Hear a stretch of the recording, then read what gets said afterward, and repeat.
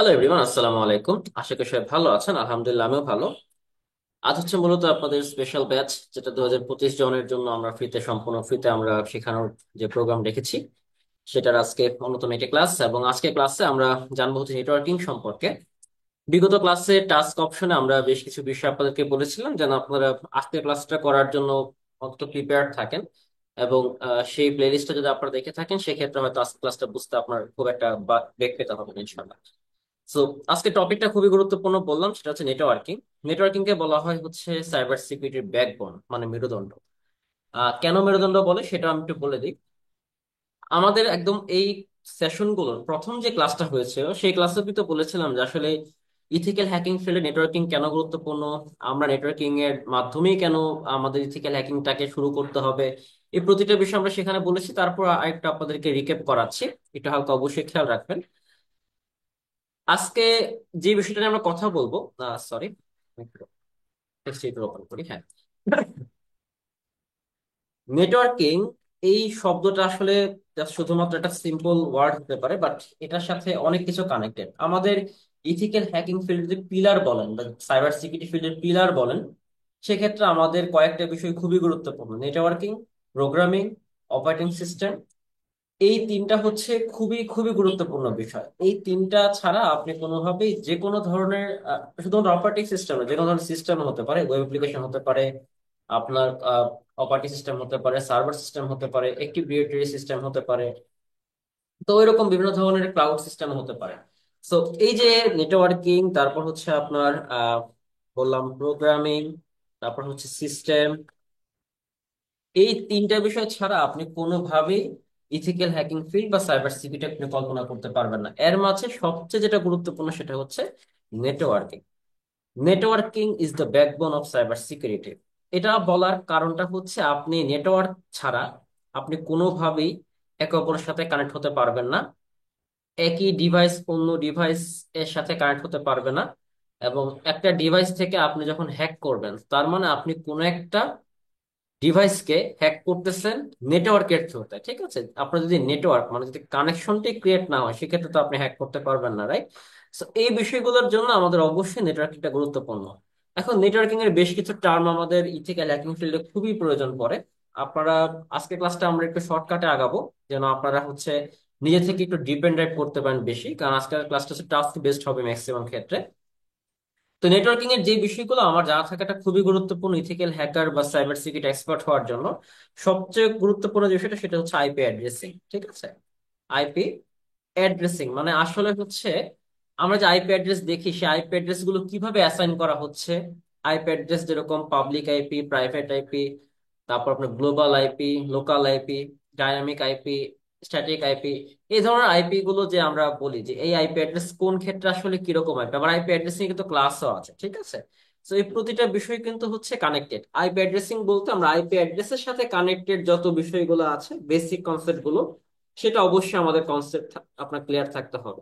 সেক্ষেত্রে আপনি যদি সিসকো সিসিএন এর যে বেসিক কোর্স পাওয়া যায়, আহ ইউটিউবে পাবেন। হিন্দি ভাষাতে, বাংলা ভাষাতেও থাকতে পারে, ইংলিশে থাকতে পারে। সেই বিষয়গুলো আপনি চাইলে একটু ফলো আপ করতে পারেন একদম ফ্রিতে, ঠিক আছে। এতে করে আপনার নেটওয়ার্কিং এর যে বেসটা, সেটা অবশ্যই আপনার মোটামুটি মজবুত হয়ে যাবে। তো আইপি অ্যাড্রেসিংটা গুরুত্বপূর্ণ। দেন যেটা আসবে সেটা হচ্ছে সাবনেটিং। ঠিক আছে, সাবনেটিংটা কেন গুরুত্বপূর্ণ? সাবনেটিংটা গুরুত্বপূর্ণ কারণ হচ্ছে আপনি ধরেন একজনকে আইপি অ্যাড্রেস অ্যাসাইন করা হয়েছে। ধরলাম আইপি অ্যাড্রেসটা হচ্ছে সে 192, ধরলাম 168, 56, 101। এটা হচ্ছে কাউকে দেওয়া আইপি অ্যাড্রেস। এটা অবশ্যই আপনার বেসিক্যালি হচ্ছে ইউজার পার্সপেক্টিভ থেকে বললাম। তো এই যে আইপি অ্যাড্রেসটা অ্যাসাইন করা হলো, ধরলাম এটা হচ্ছে আপনার রাউটার আইপি অ্যাড্রেস, যদিও এরকম হয় না, বাট ধরলাম রাউটার আইপি অ্যাড্রেস আপনাকে আইএসপি থেকে অ্যাসাইন করে দেওয়া হয়েছে এই আইপিটা, ঠিক আছে। এটা হচ্ছে আপনার প্রাইভেট আইপি। এই প্রাইভেট আইপিটাকে আপনার বেসিক্যালি ধরলাম হচ্ছে যখন আপনাকে রাউটারে দেওয়া হয়েছে যে আপনি তো রাউটার থেকে ইউজ করবেন, এখন আপনার ফ্ল্যাটে মানুষ আছে 4 জন। 4 জনের দুইটা করে ডিভাইস, একটা ফোন একটা করে ল্যাপটপ, ঠিক আছে, তার মানে 8টা ভাগে ভাগ হবে, রাইট? সো এই যে আপনারা টোটাল নেটটাকে কয়েকটা ভাগে ভাগ করতেছেন, ধরলাম প্রায় 24টা নেট এখানে কানেক্ট করা যাবে, ঠিক আছে। 24টা ডিভাইস এখানে কানেক্ট করতে পারবেন এই ইন্টারনেটে, এই নেটওয়ার্ক থেকে। মানে একটা নেটওয়ার্কের সাথে আপনি কানেক্ট করতে পারবেন প্রায় 24টা ডিভাইস। আপনারা হয়তো অ্যাসাইন করতেছেন মাত্র 8টা ডিভাইস, হতে পারে 101 থেকে 109 পর্যন্ত বা 108 পর্যন্ত হতেই পারে, ঠিক আছে। এরকম ভাবে আপনাদের প্রত্যেকের ডিভাইস কানেক্টেড, আপনি দেখবেন একই রুমে থাকা অবস্থায় যখন আপনারা নিজেদের আইপি সার্চ করবেন গুগলে না, যখন আপনি ধরেন আপনার টার্মিনাল থেকে সার্চ করতেছেন, গুগলে যেটা সার্চ করবেন সেটা আপনার আইএসপি আইপি দেখাবে, যেটা প্রাইভেট আইপি, বাট ওটার কথা আমি বলতেছি না। ধরুন আপনার নেটওয়ার্কটা যে সাবনেট হয়েছে, সেই আইপিটা যখন আপনি দেখতে যাবেন, দেখবেন যে আপনার আইপিটাতে প্রথম যে 3টা অক্টেট, হ্যাঁ, এই প্রথম 3টা অক্টেট একদম সেম টু সেম দেখাচ্ছে। বাট লাস্ট যে অক্টেটটা, এটাকে অক্টেট বলতেছি কারণ হচ্ছে এখানে মোটামুটি হচ্ছে মানে 8টা করে বিট থাকে, ঠিক আছে। 4 8 32টা হয়, 32 বিটের হয় বেসিক্যালি এখানে। সো এই সাবনেটিং এর ক্ষেত্রে IPv4 এ যখন আমরা কাজ করি সেক্ষেত্রে 32 বিটের, আমি সামনে দেখাবো, কোনো টেনশনের কোনো কারণে ইন ডিটেলস আমরা কথা বলবো। সো এটাকে যখন আপনার হচ্ছে সাবনেট করতেছে, এই ক্ষেত্রে কিন্তু হচ্ছে আমাদের সাবনেটটা হয়ে গেলে আপনি দেখতে পাবেন এখান থেকে একাধিক নেটিং সিস্টেম আসছে, মানে হচ্ছে একটা নেটকে ভিন্ন ভিন্ন নেটে হচ্ছে ডিভাইড করা হয়েছে। এই বিষয়টাকে আমাদের প্রথম ক্লাসে আমরা উদাহরণ দিয়েছিলাম যে, ধরেন আপনি থাকেন হচ্ছে 5 তলায়, ঠিক আছে। এখন আপনার 5 তলায় আপনি থাকেন, ওই 5 তলাতে আপনাদের ওই তালায় মানে ওই ফ্লোরে 2টা ফ্ল্যাট আছে, ঠিক আছে। একটা ফ্ল্যাট হচ্ছে আপনারা থাকেন, আর একটা ফ্ল্যাটে হয়তো আপনাদের প্রতিবেশী থাকে। এখন 5 তলায় হচ্ছে আমি যখন উঠলাম, আমাদের কিন্তু মেইনটা হচ্ছে এই 5 তলা পর্যন্ত গেলাম, ঠিক আছে। 5 তলায় যাওয়ার পর নেটওয়ার্ক দেওয়া হলো 2টা, একটা হচ্ছে 101 ধরলাম, আর একটা ধরলাম হচ্ছে সেমই থাকতেছে, বাট নিচের দিকে নিয়ে আসি। বাট হচ্ছে এটা 101-এর জায়গায় এটা আছে ধরলাম 102, ঠিক আছে, অথবা ধরলাম 101 বা 102ও না, এটা ধরলাম 10। সে এটা আছে 101, এটা ধরলাম হচ্ছে 10। সো একটু চিন্তা করে দেখেন, বেসিক্যালি আমাদের কিন্তু এই যে আইপি অ্যাড্রেসিংটা হচ্ছে, আপনি একই সাথে কিন্তু দুইটারই সেম দেখতে পাচ্ছেন। প্রথম যে 3টা অক্টেট, 3টাই সেম হচ্ছে, পরবর্তী যে লাস্ট অক্টেট সেটা আলাদা হয়ে যাচ্ছে। সেই যে এখানে হোস্ট নেটওয়ার্ক এবং যে আপনার নেটওয়ার্কের যে বিষয়গুলো সেগুলো কিন্তু হচ্ছে আপনার এখানে অ্যাসাইন করা আছে। সো আপনি যখন একটা ফ্ল্যাটে আছেন, এখান থেকে কিন্তু একটা ফ্ল্যাটে থাকা অবস্থায় আপনাদের যদি 4 জন থাকেন, 8টা ভাগে ভাগ হবে। এই যে 8টা ভাগে ভাগ হবে, কিন্তু এটা কিন্তু এই আইপিটাই ভাগ হচ্ছে, আপনার কিন্তু আলাদা কোনো আইপি ওখানে ভাগ হবে না। লাইক আমি যদি এখানে 24 আমাদের সাবনেট হয়, আপনার যে 8টা ডিভাইস আছে সেই 8টা ডিভাইস আপনি এখানে ভাগ করতে পারবেন। আবার সেম ভাবে এখানেও পাশের ফ্ল্যাটে কিন্তু তারা ওই একই নেট পাচ্ছে না, তারা হচ্ছে তাদের যে নেটটা পেয়েছে ওই নেটের হচ্ছে তারা মোট এরকম 24টা নেট আর কি ভাগ হচ্ছে, ঠিক আছে। এই যে বিষয়টাকে বলতেছে আমরা সাবনেটিং, মানে আপনি একটা নেটওয়ার্ক নিয়ে একটু চিন্তা করেন, আপনি একটা নেটওয়ার্ক আইএসপির কাছ থেকে একটা আইপি নিয়েছেন, প্রাইভেট আইপি, সেই প্রাইভেট আইপিটা রাউটার নিজের মতো করে একটা লোকাল আইপি জেনারেট করেছে, এবং সেই লোকাল আইপির মাধ্যমে আদার্স যে ডিভাইস গুলো আছে সেগুলোকে সে কানেক্ট করে নিয়েছে। এবং ঠিক এই কারণেই একই সাথে একই রুমে থাকা একই ইন্টারনেট ইউজাররা একই সাথে বিষয়গুলো যখন ব্যবহার করতেছেন, যখন আপনারা দেখতে পাবেন ইফ কনফিগ বা আইপি কনফিগ লিখে সার্চ করবেন, দেখবেন আপনাদের প্রত্যেকের প্রথম 3টা অক্টেট সেম থাকলেও লাস্ট অক্টেট কিন্তু সেম থাকবে না। বিষয়টা বুঝতে পেরেছেন? এই বিষয়গুলো আমরা প্রপারলি হচ্ছে যে প্লেলিস্টে দিয়েছিলাম সেখানে একদম ডিটেলস বলা হয়েছে। সো এই বিষয়গুলো আপনাদের জানা থাকলে, এটাকে সাবনেটিং বলা হচ্ছে। সাবনেটিং এর বেশ কিছু কৌশল আছে, সেই বিষয়গুলো আপনার জানা থাকতে হবে। আচ্ছা, আইপি অ্যাড্রেসিং এর কথা বললাম, সাবনেটিং এর কথা গেল। আপনাদের আইপি অ্যাড্রেসিং এর পাশাপাশি আর আগে আরো 2টা জিনিস জানা থাকা লাগবে। একটা হচ্ছে তোমার আপনার হচ্ছে ওএসআই মডেল বা ওএসআই লেয়ারও বলা যায়, যে 7টা লেয়ার থাকে এই ওএসআই এর ক্ষেত্রে।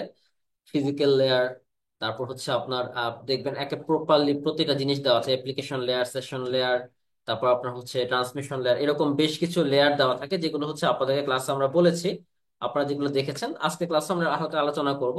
তো ওএসআই মডেল, আইপি অ্যাড্রেসিং এবং সাবনেটিং, এই 3টা বিষয় আপনার অবশ্যই নেটওয়ার্কিং এর মধ্যে ইন ডিটেলস ক্লিয়ার থাকা লাগবে, একদম পাই টু পাই কনসেপচুয়াল নলেজ থাকা লাগবে। যদি এটা আপনার নলেজ না থাকে সেক্ষেত্রে কিন্তু আপনি ইথিক্যাল হ্যাকিং ফিল্ডে নেটওয়ার্কিং এর যে আপনার অ্যাড্রেসিং, আইপি অ্যাড্রেসিং বলেন বা সাবনেটিং বলেন বা আপনার অ্যাটাক করার ক্ষেত্রে বলেন, এই বিষয়গুলোতে কিন্তু আপনি পুরোপুরি ভাবে হিমশিম খাবেন, ঠিক আছে।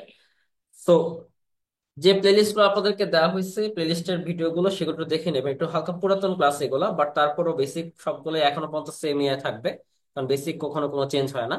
তো ওই ক্লাসগুলো দেখতে পারেন। আর পাশাপাশি যেটা করবেন, আজকে আপনাদেরকে হচ্ছে আমি এই যে এই বিষয়টা, এটা একটা নোট বলা যায়, এই নোটটা হচ্ছে আমি শেয়ার করেছি আপনাদের যারা ওই যে আমাকে কফি খাইয়েছিলেন রিসোর্সের মধ্যে। রিসোর্সের অপশনে গেলেও পাবেন, আমি তো দেখাই দিচ্ছি আপনাদেরকে।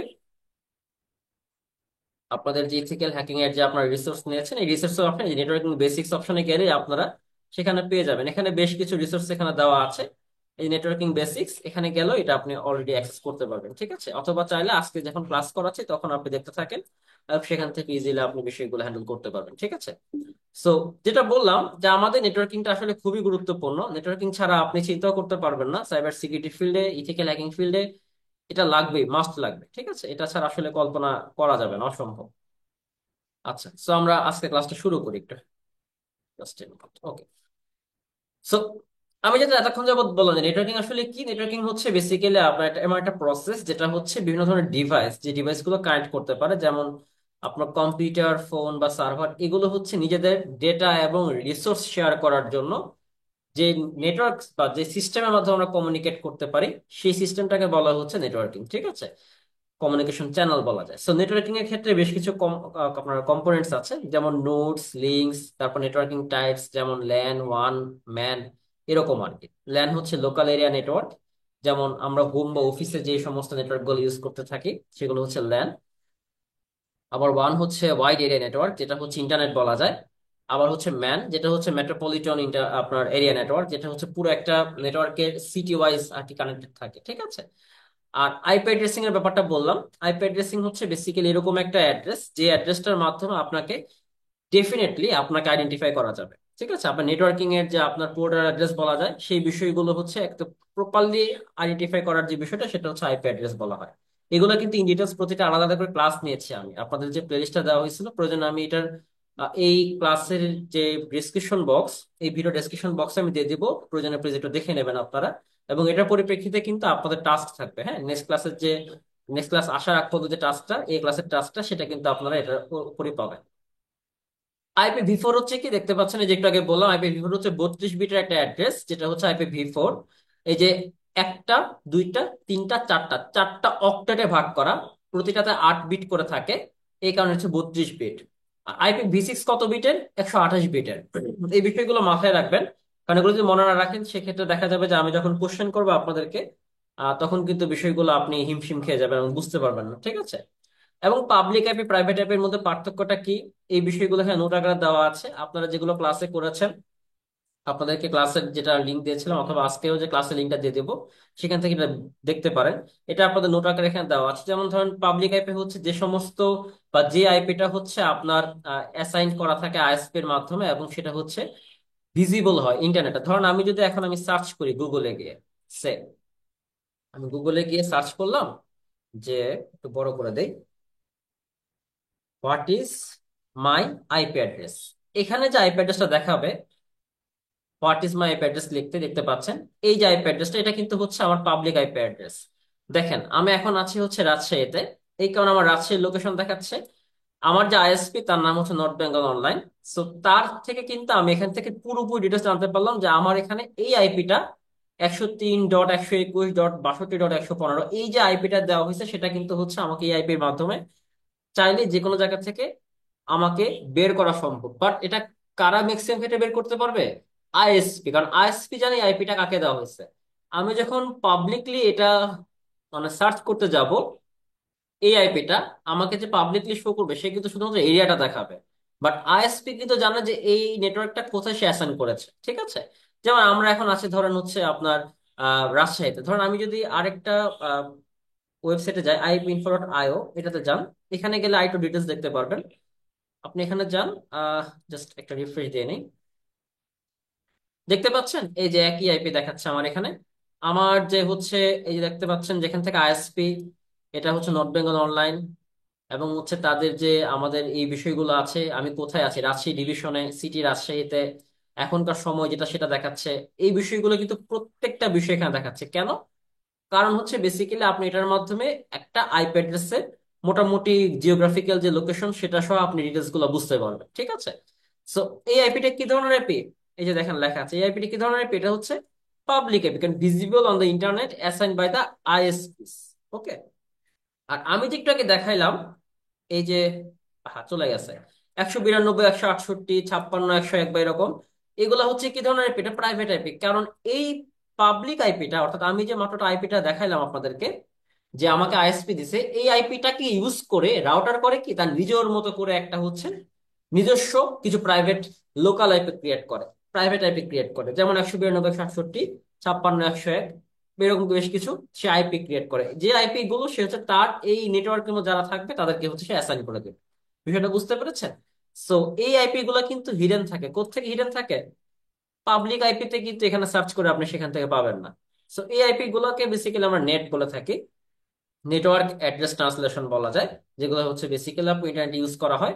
আমরা যখন আমাদের কোনো রাউটার থেকে আমরা নেটওয়ার্ক শেয়ার করে তারপর সেখান থেকে হচ্ছে আমরা নেটওয়ার্ক ইউজ করি, সেক্ষেত্রে আমাদের আইপি গুলো ওরকম হবে। আপনি যদি ওই আইপি সার্চ করে গুগলে সার্চ করেন, আপনি দেখবেন কোনো অ্যাক্সেস করতে পারছেন না। আচ্ছা, আইপি প্রোটোকলস, রাইট, এটা বলতে ভুলে গেছিলাম। এই জিনিসটা মাথায় রাখা লাগবে। ওই তিনটা বলছিলাম আপনাদেরকে, OSI model, IP addressing, subnetting, মাঝখানে একটা যোগ হবে, সেটা হচ্ছে আইপি প্রোটোকলস। এই কারণে নোটটা আপনাদেরকে দিয়ে দেওয়া, যেন আপনারা দেখতে পারেন ইনশাল্লাহ। আইপি প্রোটোকলস খুবই গুরুত্বপূর্ণ। আইপি প্রোটোকলস যদি আপনি নেটওয়ার্কের প্রোটোকল সম্পর্কে আইডিয়া না থাকে, সেক্ষেত্রে কিন্তু আপনি বুঝতে পারবেন না যে আসলে কোন ধরনের সার্ভিস, কি কি সার্ভিস রান আছে। এই কাজগুলো আমরা প্র্যাকটিক্যালি দেখবো। আমাদের নেটওয়ার্ক অ্যানালাইসিস করবো আমরা ইথিক্যাল হ্যাকার হিসেবে। সাইবার সিকিউরিটি ফিল্ডে আমরা নেটওয়ার্ক অ্যানালাইসিস করে কি কি তথ্য বের করতে পারি, কোন ধরনের সার্ভিস, কি ধরনের ভার্সন গুলো রান আছে কোন একটা সিস্টেমে, সেই বিষয়গুলো আমরা জানতে পারি। এগুলো আমরা দেখবো ইনশাল্লাহ সামনে। সো নেটওয়ার্কিং এর প্রোটোকল গুলোকে বেসিক্যালি দেখেন আমরা বেশ কয়েকটা ভাগে ভাগ করতে পারি। যেমন টিসিপি, এটা একটা প্রোটোকল। ইউডিপি, এটা একটা প্রোটোকল। এসএমটিপি আছে, আরো বেশ কিছু প্রোটোকল আছে, যেরকম এইচটিটিপি আছে, এফটিপি আছে, এসএফটিপি আছে, আইএমএফ আছে, ডিএনএস আছে। এরকম বেশ কিছু প্রোটোকলস এর এখানে আমি লিস্ট দিয়ে রেখেছি, যেগুলো আপনারা নোট আকারে রাখতে পারেন নিজের বোঝার জন্য এবং শেখার জন্য, ঠিক আছে? সো টিসিপির কিন্তু বেশ কিছু কমন পোর্ট আছে, 7টা পোর্ট আছে কমন।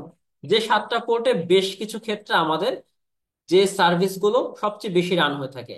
একটা ওয়েবসাইটে সবগুলো পোর্ট হয়তো বা অ্যাক্টিভ থাকে না, যেগুলোতে ম্যাক্সিমাম ক্ষেত্রে কাজ হচ্ছে সেই পোর্ট গুলো অ্যাক্টিভ থাকে। যেমন আপনি দেখবেন ম্যাক্সিমাম ওয়েবসাইটে পোর্ট 80 অ্যাক্টিভ থাকে, কারণ আমরা যখন কোনো ওয়েব ব্রাউজিং করে থাকি সেক্ষেত্রে আমাদের এইচটিটিপি এর পোর্ট 80-র মাধ্যমে আমরা সেখানে কানেক্ট হই। পোর্ট জিনিসটা আসলে কি? পোর্ট শব্দটা আসছে আসলে বেসিক্যালি আপনার বন্দর থেকে। ধরেন বাংলাদেশে যদি সমুদ্র পথে অথবা আকাশ পথে কেউ আসে, সেক্ষেত্রে হচ্ছে তাকে কোথায় আসতে হবে, মানে বাংলাদেশে যদি ঢুকতে হয়, হয় এয়ারপোর্ট, আর নয়তো হচ্ছে যে সমুদ্র বন্দর গুলো আছে, যেমন মংলা পোর্ট আছে, তারপর আপনার কক্সবাজারে কিছু পোর্ট আছে, তাই না, সমুদ্র বন্দর আছে এরকম। So, এই যে পোর্ট গুলা, এই পোর্ট গুলা হচ্ছে আপনার বন্দর আকারে ধরা হয়, বা হচ্ছে যেখান থেকে হচ্ছে আপনি এন্ট্রি নিতে পারবেন। ধরেন আপনি একটু কল্পনা করেন, আমার কথাগুলো just শোনেন, চোখ বন্ধ করে শোনেন। আপনি একটু কল্পনা করেন চোখটা বন্ধ করে, আপনি এখন বাসায় বসে আছেন, হ্যাঁ। আপনার সে বাসাতে মেইন ডোরে ঢুকতে গেলে, মেইন দরজায় ঢুকতে গেলে আপনার মেইন দরজা কয়টা থাকে? একটা। ওকে, ফাইন। এখন যদি কেউ, কোনো চোর চায় যে সে মেইন দরজা দিয়ে ঢুকবে না, বাট সে অন্য কোনো জায়গাতে ঢুকবে, সে কি তাহলে দেয়াল ভেঙে আসবে? অবশ্যই না। সে চেষ্টা করবে হয় বারান্দা দিয়ে ঢোকার, আর নয়তো জানালা দিয়ে ঢোকার। জানালা এবং বারান্দায় যে সমস্ত দরজা আছে, বা যে সমস্ত জানালার যে বিষয়গুলো আপনি দিয়ে রাখছেন, জানালা দিয়ে রাখছেন, সেগুলোও কিন্তু পোর্ট। বাট ইউজ হচ্ছে কোনটা? নর্মালি আমরা যে কোনো বাসায় ঢোকার ক্ষেত্রে মেইন ডোরটা ইউজ করি, রাইট, যে দরজা দিয়ে আমরা সহজে ঢুকতে পারবো, বেরোতে পারবো। আমি কিন্তু অবশ্যই বরাবর চেষ্টা করব না জানালা দিয়ে ঢোকার, বা হচ্ছে আপনার হচ্ছে যেটা বললাম বারান্দা দিয়ে ঢোকার। কেন? এগুলো হচ্ছে ইমার্জেন্সি পোর্ট। আপনার যখন কোনো মোমেন্ট পড়বে যে মেইন ডোরে ঢোকা যাচ্ছে না বা বের হওয়া যাচ্ছে না, সে সময় হয়তো বা আপনি ইমার্জেন্সি পোর্ট আকারে বা ইমার্জেন্সি আকারে আপনি হচ্ছে হয়তো বা আপনার যে জানালা আছে সেখান দিয়ে আপনি লাফ দিতে পারেন, অথবা হতে পারে যে আপনি বারান্দা দিয়ে লাফ দিচ্ছেন বা চলে যাচ্ছেন। So, এই যে বিষয়গুলো, পোর্ট কিন্তু ব্যাপারটা এরকমই। হয়তোবা একটা সিস্টেমে লগ ইন করার জন্য বা ঢোকার জন্য বা অ্যাক্সেস নেওয়ার জন্য অনেকগুলা পোর্ট অ্যাক্টিভ আছে, বা অনেকগুলা পোর্ট আছে, বাট সবগুলা পোর্ট হয়তো অ্যাক্টিভ না। আমি আপনাদেরকে যদি দেখাই, ধরেন আপনি যদি হচ্ছে একটা ওয়েবসাইট আছে ওয়েব চেক নামে, আমি আপনাদেরকে এটা যদিও সামনে একদম দেখাবো।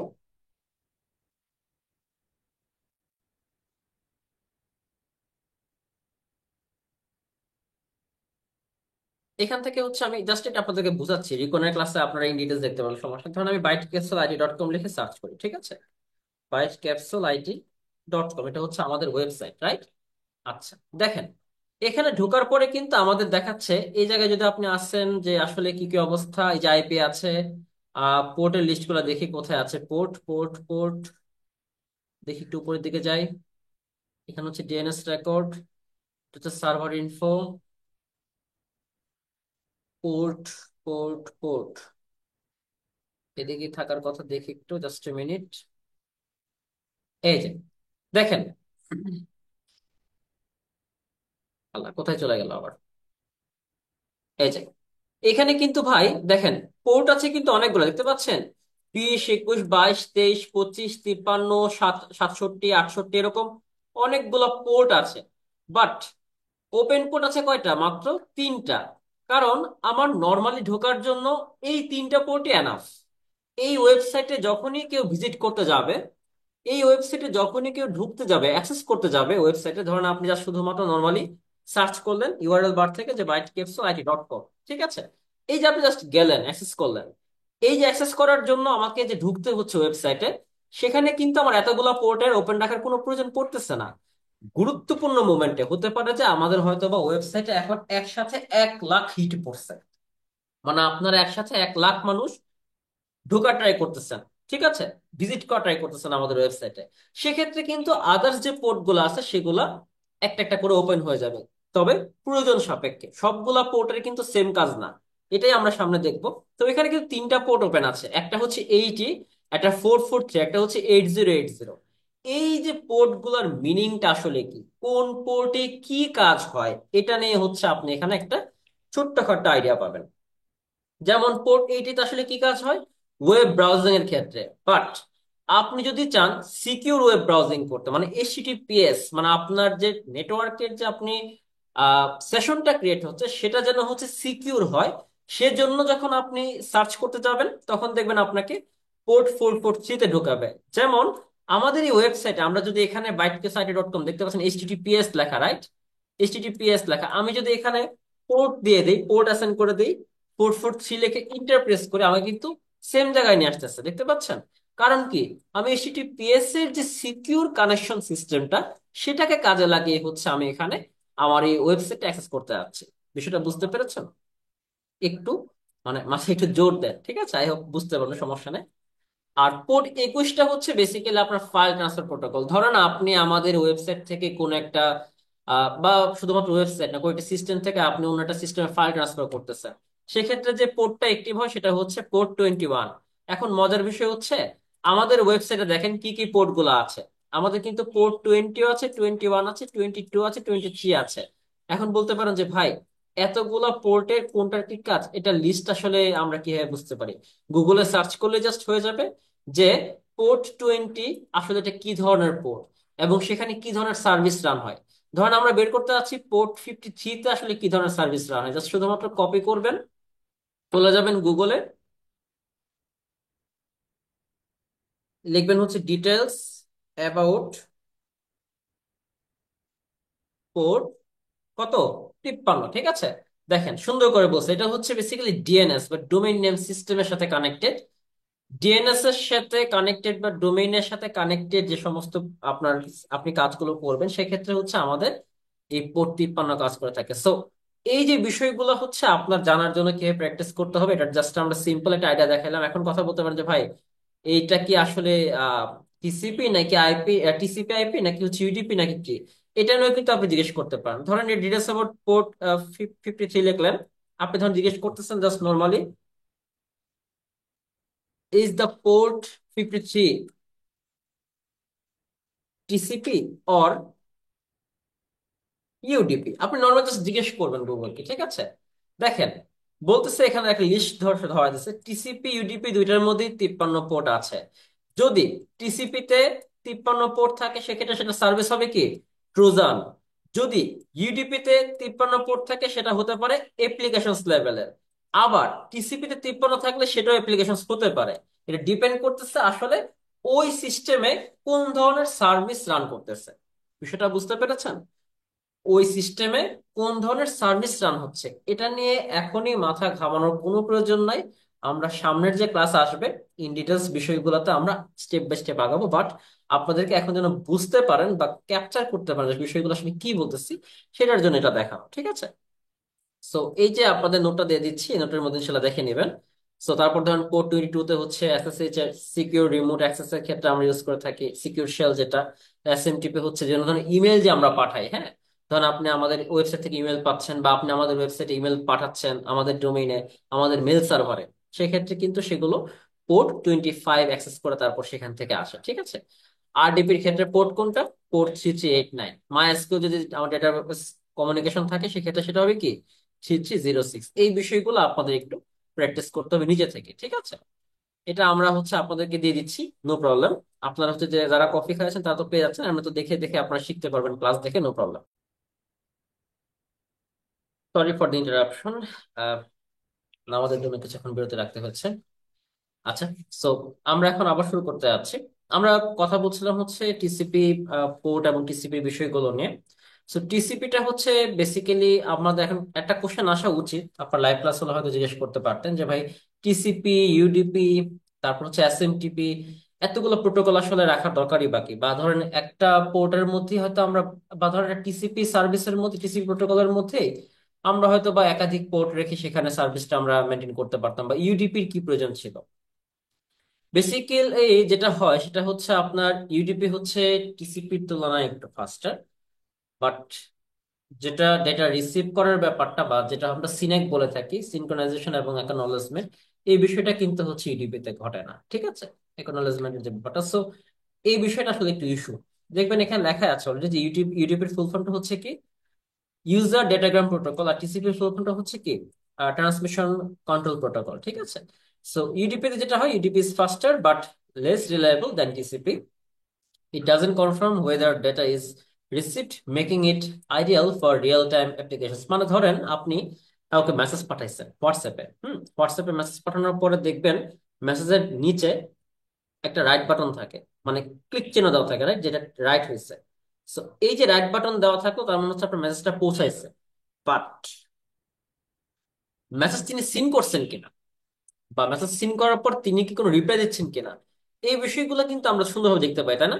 মেসেজের মধ্যে দেখতে পাচ্ছেন না যে আসলে উপর থেকে দেখা যাচ্ছে টাইপিং, তারপর নিচে দেখাচ্ছে যে হ্যাঁ সিন করছে, ডাবল ক্লিক হয়ে তারপর হচ্ছে আপনার এখানে আবার সিন করার পর একটা কালার চেঞ্জ হয়ে গেছে। এই যে বিষয়গুলা, এগুলো তো আপনি আসলে সরাসরি এখন দেখতে পাচ্ছেন ইউজার ইন্টারফেস থেকে, তাই।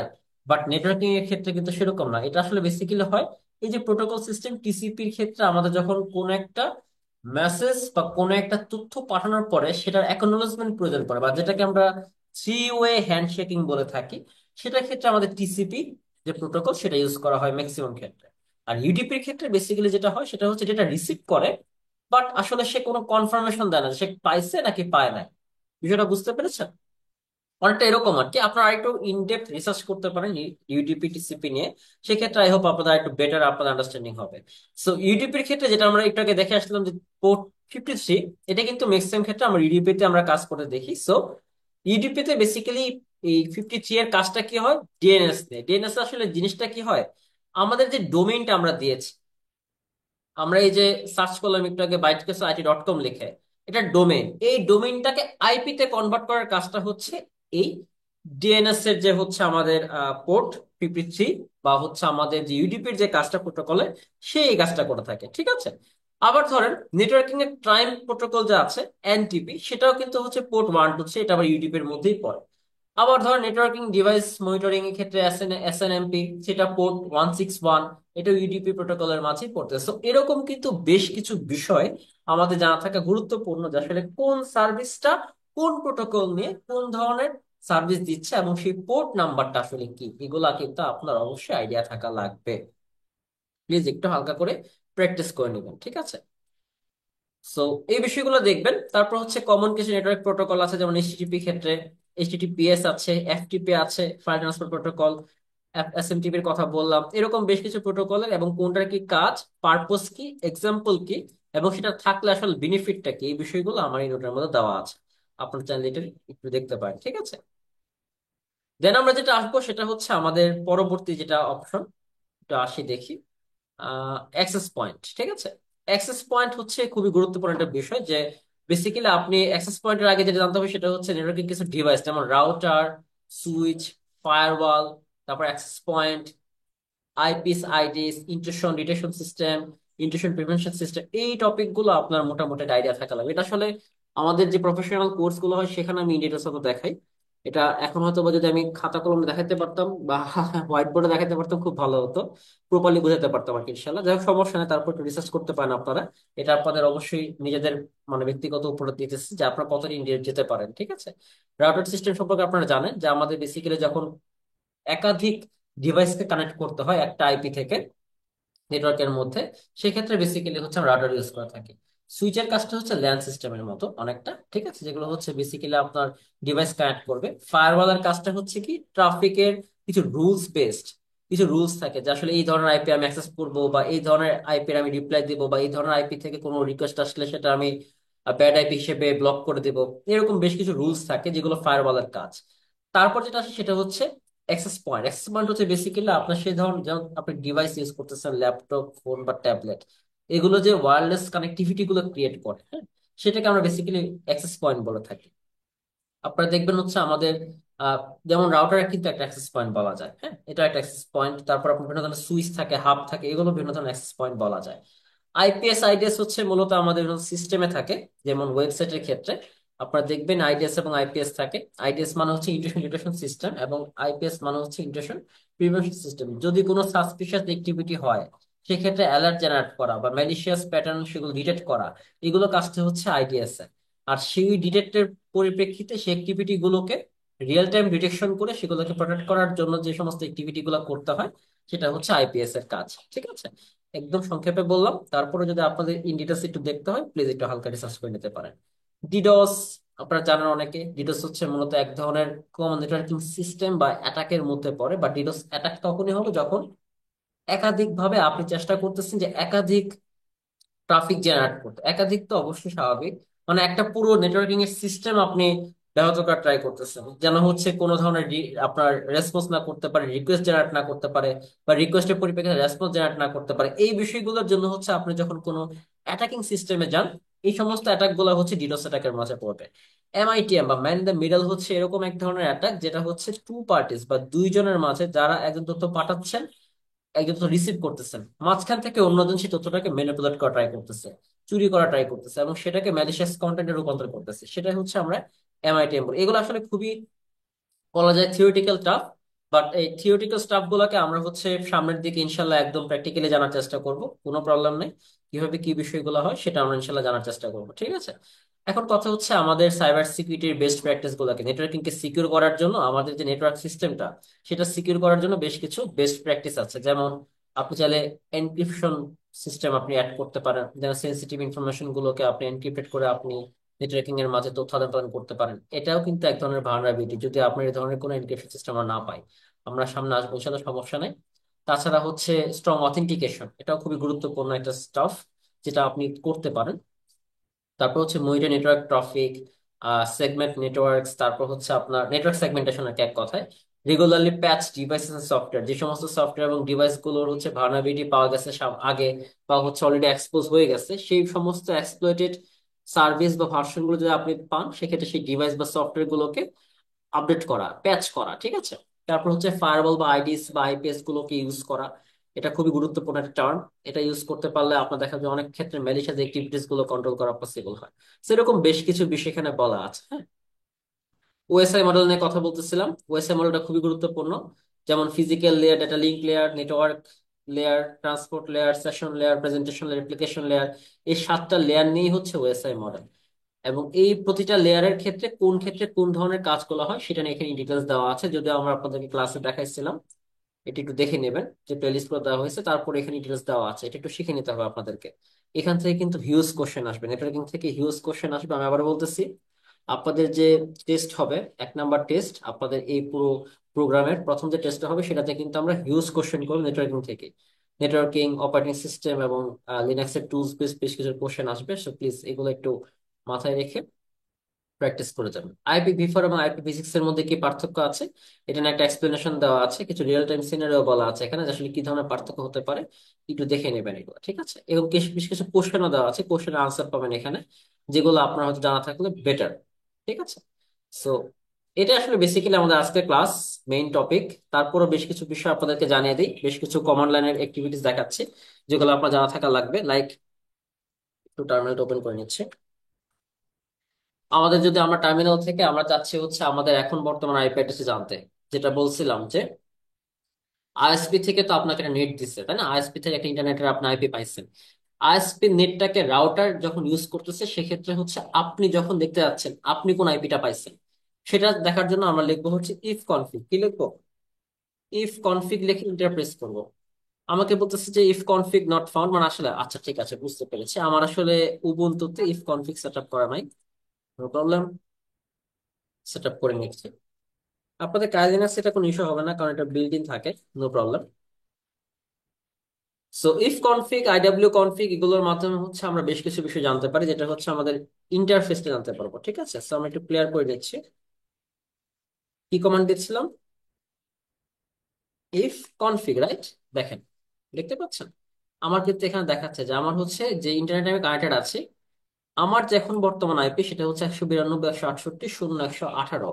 এই এই আইপিটাকে টার্গেট করে চাইলে আমার এই রাউটারের সাথে কানেক্টেড যে কোনো ডিভাইস চাইলে আমাকে এই আইপির মাধ্যমে খুঁজে পেতে পারে, ঠিক আছে? এই আইপির মাধ্যমে আমাকে খুঁজে পাওয়াটা ইজি হবে। সো এই বিষয়গুলো কিন্তু এখানে আসলে প্রপারলি দেখানো হয়েছে। এটা লাগবে সামনে, এখন সমস্যা নাই। এখানে আবার লুপব্যাক আইপি দেওয়া আছে 127.0.0.1, এটা হচ্ছে লোকাল আইপি বলা যায়। আবার এখান থেকে লুপব্যাক হিসেবেই ধরেছে, যখন আপনার হচ্ছে কোনো অ্যাক্টিভিটিস করবেন সেক্ষেত্রে লুপব্যাক আকারে এখানে হচ্ছে রান করবো অটোমেটিক্যালি। আর আপনি যদি ইথারনেট ইউজার হয়ে থাকেন, ধরেন আপনি ইথারনেট ইউজার, সেক্ষেত্রে আপনার এখানে হয়তো আইপিটা শো করবে, ঠিক আছে? এখানে আপনার IPv6 এ দেখাচ্ছে, কারণ যেহেতু আমার এখানে আইপিটা অলরেডি কানেক্টেড না, আমি কাজ করতেছি ওয়াইফাই, দেখতে পাচ্ছেন আমার এখানে ওয়াইফাই কানেক্টেড, ঠিক আছে? আমি যখন চাচ্ছি আমাদের ওয়াইফাই এর যে আ, আ, আমাদের যে ইন্টারফেসটা সেটা আমার একটু জানতেছে, আমি লিখবো হচ্ছে আইডব্লিউ কনফিগ। কি লিখবো? আইডব্লিউ কনফিগ, দেখতে পাচ্ছেন দেখাচ্ছে আমার যে আমি ওয়াইফাই ইউজ করতেছি, আমাদের যে রাউটারের যে নেম, নেটওয়ার্কের নেম, এটা হচ্ছে বাইট ক্যাপসুল সাইবার সিকিউরিটি। দেখেন আমি যদি এখানে ক্লিক করি, এখানে ক্লিক করি, এই যে ওয়াইফাই নাম দেখতে পাচ্ছেন, এই যে বাইট ক্যাপসুল সাইবার সিকিউরিটি, এটা হচ্ছে আমার এখানকার নেটওয়ার্কের নেম। ওকে, নাইস। দেন হচ্ছে আমার মোডটা কিরকম মোড, ফ্রিকোয়েন্সি কত, অ্যাক্সেস পয়েন্টের এখানে আপনার ম্যাক অ্যাড্রেসের আইপি অ্যাড্রেস, ম্যাক অ্যাড্রেস দেওয়া আছে। দেন হচ্ছে আমাদের এখানে সিগন্যাল কিরকম অবস্থায় আছে, এবং আদার্স যে ফ্রেগমেন্টেশন সহ বিষয়গুলো, আরো বেশ কিছু বিষয় এখানে দেওয়া আছে। এগুলো চাইলে আপনি ডিটেলস একটু হালকা রিসার্চ করতে পারেন, ঠিক আছে? আর হচ্ছে ধরেন আপনি চাচ্ছেন হচ্ছে আপনার এই নেটওয়ার্কের মধ্যে কানেক্টেড ডিভাইস গুলো সম্পর্কে আপনি জানতে, আপনি চাইলে সেক্ষেত্রে নেট ডিসকভার ইউজ করতে পারেন। এটা ডাউন এখানে সেট আপ করা আছে কিনা জানি না, দেখা লাগবে একটু। নেট ডিসকভার সেট আপ করা নাই, সো আমি এটা দিচ্ছি। নেট ডিসকভারের কাজটা হচ্ছে আপনার এই যে কানেক্টেড ইন্টারনেটে আপনি আছেন বা কানেক্টেড রাউটারে আছেন, এটার সাথে কানেক্টেড কতগুলো ডিভাইস কানেক্টেড আছে, এই নেটওয়ার্কে কারা কারা কানেক্ট আছে সেটা আপনি দেখতে পারবেন, ঠিক আছে? তো আমি লিখবো কি, নেট ডিসকভার। আচ্ছা, রুট হওয়া লাগবে, নাইস। সুডো সু দিয়ে আমি রুট হয়ে নিলাম। সেম কমান্ডটা লিখতেছে আবার, নেট ডিসকভার, ঠিক আছে? দেখেন এই যে আমার কিন্তু আইপিটা কত ছিল, 192.168.118। এটা হচ্ছে আমাদের যে সিসিটিভি, সিসি ক্যামেরা আছে, সিসিটিভি যে ক্যামেরা সেটার আইপি অ্যাড্রেস, এই যে এটা 192.168.0.106। আননোন ভেন্ডর দিয়ে বোঝাচ্ছে সে বুঝতে পারতেছে না আসলে যে সে আসলে কিরকম অবস্থা আছে, বা এটা আসলে কি ধরনের আইপি অ্যাসাইন করে দিয়েছে। দেখতে পাচ্ছেন এখান থেকে কিন্তু একটা রেঞ্জ দেখাচ্ছে, দেখতে পাচ্ছেন লেন্থ, মানে কতটা কাছে আছে এবং কতটা দূরে আছে। আমাদের টোটাল সিসিটিভি ক্যামেরা যতগুলো আইপি আছে সবগুলো এখানে একটা একটা করে শো করতেছে। আমাদের নিজেদের যে আইপিটা সেটাও সামনাসামনি চলে আসবে, দেখতে পাচ্ছেন এখানে কিন্তু অলরেডি প্রায় 16টা নেট এখানে কানেক্ট করছে সাবনেটে, এবং প্রতিটা আইপি কিন্তু এখান থেকে সে চেক করতেছে। তো এভাবে কিন্তু আপনি চাইলে টেস্ট করতে পারেন। অলরেডি এখন অব্দি 6টা হোস্টের রিকোয়েস্ট এবং রেসপন্স পাওয়া গেছে। আমি কন্ট্রোল সি চেপে অফ করে দিচ্ছি, যেহেতু মোটামুটি আপনাদের এটা প্র্যাকটিস হিসেবে দিলাম আর কি। এই বিষয়গুলো প্লিজ একটু আপনি প্র্যাকটিস করবেন, তাহলে অন্তত নেটওয়ার্কিং এর যে ফান্ডামেন্টাল যে সমস্ত কমান্ড গুলো আছে, আমরা কিন্তু চাইলে আইপিএ লিখেও সার্চ করতে পারি। ইন্টারপ্রেস করি, আইপিআই লিখে আপনি সার্চ করেন, সেক্ষেত্রে কিন্তু আমরা যে সমস্ত আইপি একটু আগে দেখলাম একই রকমের তথ্যগুলো আপনি পাবেন, ঠিক আছে? একদম অল তথ্য এখানে দেখাবে। প্রপারলি। সো এই বিষয়টা আপনি দেখতে পারেন। সো এরকম বেশ কিছু কমান্ড আছে নেটওয়ার্কিং এর ক্ষেত্রে। এটা নিয়েও হচ্ছে আমাদের আলাদা একটা নেটওয়ার্কিং ক্লাসই হবে। ঠিক আছে, আপনি সেখানে ইনশাল্লাহ ডিটেলস গুলো পাবেন। এছাড়া আপনাদেরকে এখানে এসেনশিয়াল নেটওয়ার্কিং এর যে কমান্ডস গুলো, এনম্যাপ এর কমান্ড গুলো সেটা দেওয়া আছে, বাট এটা এখনই দেখার দরকার নাই। আপনারা যেটা করতে পারেন সেটা হচ্ছে লিনাক্স কমান্ডের যেটা রিসোর্স দেওয়া হয়েছিল আপনাদেরকে, সেখান থেকে আপনারা প্র্যাকটিস করবেন। সরি, আপনাদের নেক্সট ক্লাসে যে টাস্ক থাকবে সেটা বলে দিচ্ছি। নেটওয়ার্কিং এর কমান্ড গুলো দেখে আসি একটু প্লিজ।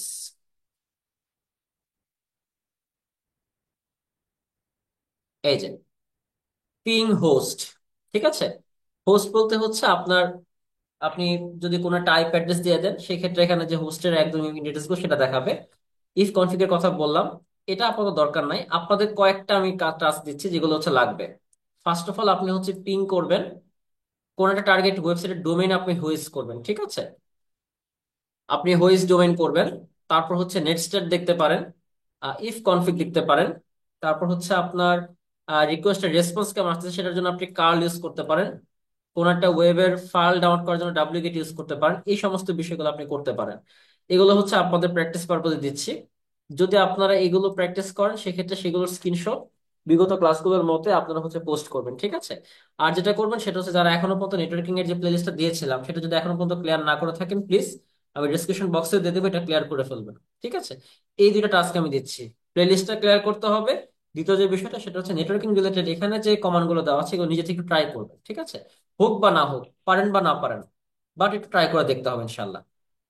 আর এই পুরো ক্লাসটা করেন, কোনো জায়গায় বুঝতে সমস্যা হলে প্লিজ আমাদের যে গ্রুপটা আছে যেখানে কিংবা বাংলা ফ্রিতে শিখি সেখানে কমেন্ট করতে পারেন, ঠিক আছে। সো দ্যাটস অল, দেখা হচ্ছে আগামী ক্লাসে ইনশাল্লাহ। আগামী ক্লাসে আমরা মজার একটা টপিক নিয়ে শুরু করব। সো সে পর্যন্ত সবাই ভালো থাকুন, সুস্থ থাকুন। আসসালামু আলাইকুম।